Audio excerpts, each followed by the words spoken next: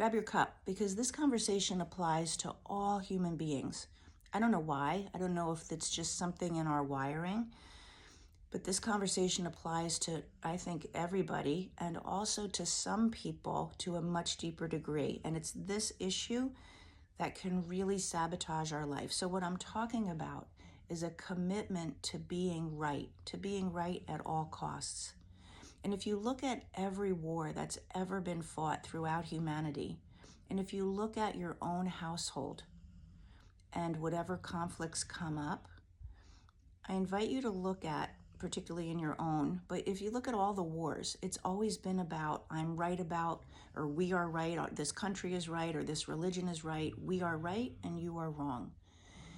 Every single conflict, there's the commitment to being right at the root of it. For some people, there's an even bigger impact than just the natural humanness to be right.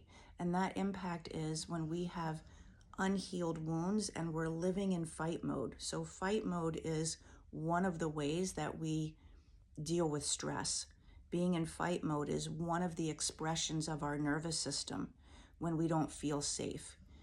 If you live your life more often in fight mode than not, then your commitment to being right is even bigger. And just look at where that impacts and what the cost is to yourself and your life. So if you have a commitment to having a great relationship, but your commitment to being right is even bigger, it's going to sabotage that relationship, because you're going to see how that person didn't do something the way you thought they should. That person doesn't listen to you. Maybe they don't listen to you, but if you're being right about it, guess what? They can't listen to you any better, because this need to be right, since we all have it, is going to bump us up against each other. You also might have the need to be right about yourself. All the reasons why your life cannot work out. If you're committed to being right about why your body can never get better, or you're committed to being right about you've had it harder than any other person, or you can't go and have this success or that job or this experience, you just can't because fill in your blank, you're being right about it, and you will sabotage your life in all areas when that commitment to being right is running the show. Yes, I think it's part of our hardwiring as human beings. It's a way that we can protect ourselves, but it's also when we live up here in our ego, because the ego's job is protection. The ego is always looking for what to be right about, even if it makes you sacrifice and compromise all the things that you want. The ego will shout louder than everything else. When you're stuck in a trauma response, I'm going to say, or you're stuck in that fight mode in particular of a nervous system that's always stuck in stress, when you're living your life there, you shut down all the possibilities. When you can stop living from your thoughts and your ego and drop into your heart and what you really want, that's when you can start living from possibilities rather than from shutting down possibilities. When you feel like you're right about everything, or when that drive to be right about everything is in the driver's seat, there's no possibility. There's no possibility for a relationship to get deeper or to be more connected. There's no possibility for you to have other experiences because you're already being right. Sometimes we be right about why we should be angry. We stay very angry because we're holding on to the righteousness. And that's sabotaging your life on even deeper levels. All the things I've already mentioned, but also in your health. You hold anger in your body will not thrive and be healthy.